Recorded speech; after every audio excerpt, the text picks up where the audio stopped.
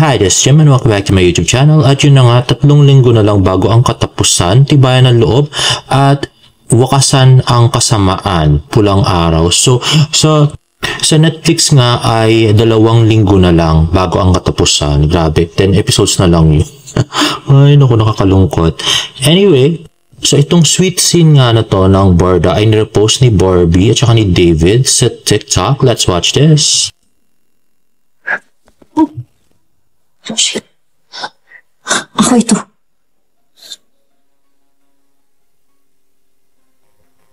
Katerina?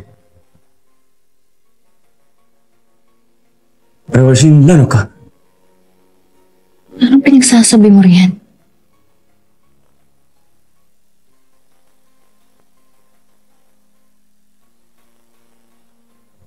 Katerina? Kasi akong nakita ka muli.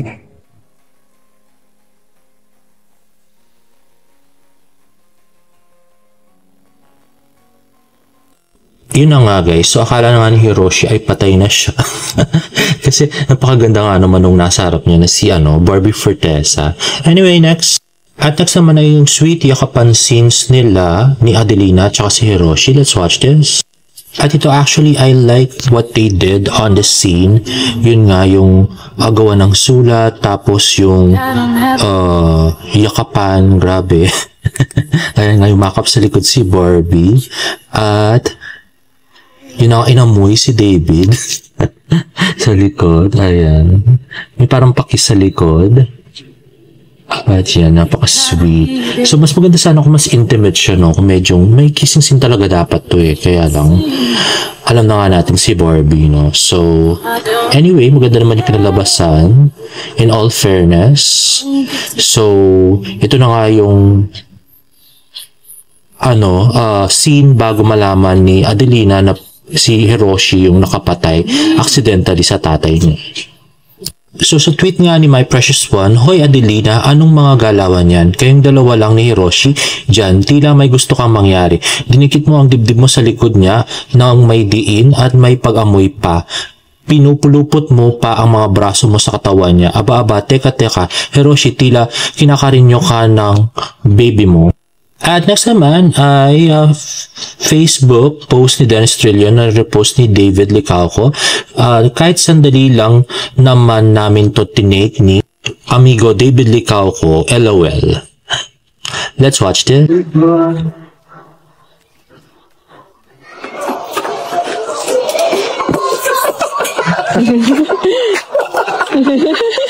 Nag-puro dance. Baba dito.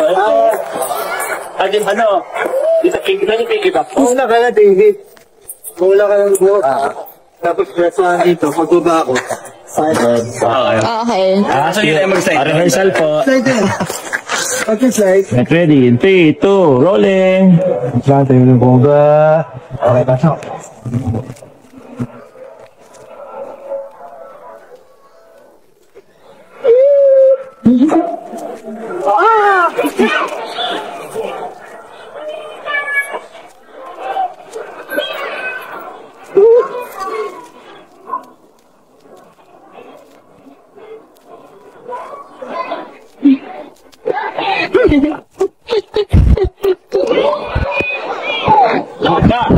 Ayun na nga yung unseen ni David at saka Dennis Trillo. In fairness, meron na itong 1.5 million views sa TikTok.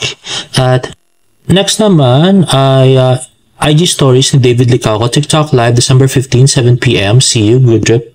At next naman ay post ni David Licauco. Yun na nga, napaka-cute sa IG. At sa Facebook ay sabi niya, hi. At yun na nga, with his cute jacket. At ito naman, Instagram stories niya. So, nasa Philippine Embassy in Japan siya, in Borong. At ito naman ay kanyang TikTok with caption, "Pwede na ba ako mag-artista?" Let's watch this.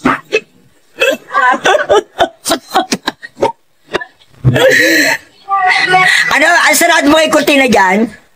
Nakikita ko uma-acting eh. Sarado mo. Hindi, ayan, ganyan lang. Ayun na nga, in fairness, parang dami ng oras ni David ngayon.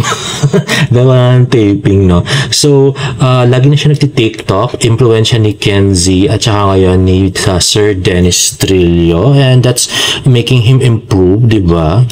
At next naman ay post ni David sa kanyang Facebook account, sabi hi, at nakatapos na naman siya, grabe. At ano ba yung pantalon ba yung nakasabit na sa gilid? So, ibig sabihin, ano siya? Naka-brief or boxer lang siya dito sa picture. Pero, well, although gusto kong nakikita laging nakatopless si David, pero parang medyo nakakasira ng image yun para, diba, sa ambassador siya ng Save the Children at saka, BSP, diba? Kaya siguro hindi siya nanalo ng, award ngayon sa Anak TBC. Anyway, at next naman ay Instagram post ni Nathan Perolino, sabi, thank press sa food. At mukhang nilibre sila ni David, sila ni Jorel. At ito naman post niya rin sa Twitter. So si David cute pa rin kahit na seryoso. At next naman ay yung post ng Urban Time. So nirepost ni David sa kanyang Instagram story. Ay nga, napaka-cute ni David. Gusto ko yung mga video ni David sa Urban Time kasi lagi napaka-perfect ng itsura niya. Napakagwapo ng mga sinusuot niya at diba, mga makeup, ganun. He's so perfect, diba? Gwapo-gwapo. At ang cute-cute. Ayan, diba? At yun nga, Tommy Hilfiger watches for Urban Time. So, the very handsome David Licauco. So, parang paulit-ulit lang pala yung niya, post niya, no? Pero iba-ibang watch yung minomodel pala ni David dito. At same reactions lang. Wala nagbago. At next ay post ni Miss Tony Abeles sa Facebook, sabi, fresh beauty for Barbie Fortesa. Let's watch this. Ay napaka-pretty si Barbie at parang 3 seconds lang yata yung video. Hindi naman yung hinabaan, no? At next naman ay combo tweets ng mga fans ni Alden na ayaw din kay Sanya Lopez. So, sabi ni Thea, may nabasa ako na halos isuka na siya ng mga fans ni David. Lahat ata ng post ng Sparkle kay S binabash nila. Kasi naman uncheap, sabi nung isa.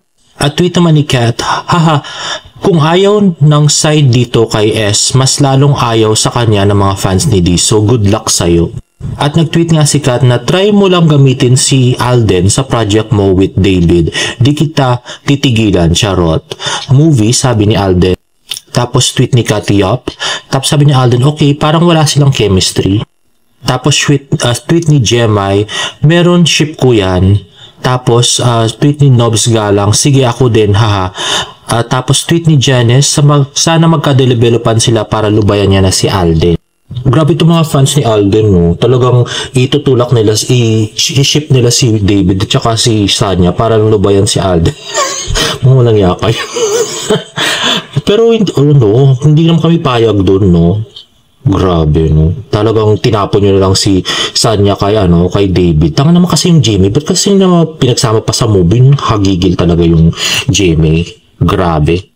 At ito pa nga si Nathan Perolino, isa pa nakakagigil. Biruin mo, yung gallery niya puro David Licauco, mga pictures niya, post niya. Tapos bigla haluan niya na Sanya Lopez, diba? Tapos ito namang driver ni David Licauco, si Kuya Rainier. Bakit kailangan siya yung magbuhat nung pinamimigay na beauty derm nung fans or staff ni Sanya Lopez? Nakakigil din to si Manong. Ba't pumayag siyang nasa picture siya or nasa video siya ni Sanya Lopez, no? Grabe itong mga to. Talaga nananadya talaga to siguro si Sanya Lopez para si Jack.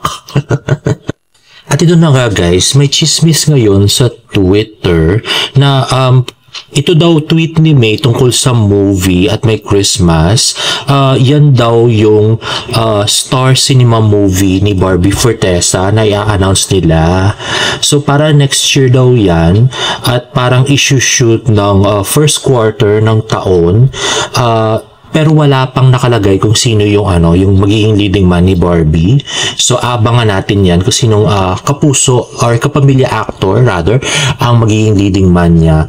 At I believe kasabay din to ng pag-shoot nung pelikula ni Sanya at saka ni David. So may kanya-kanya silang movie for next year. Tapos ang chismis nga baka after nung pelikula nilang yon, doon pa lang i-announce yung project nila with GMA7 ni Barbie at saka ni David ng Barda.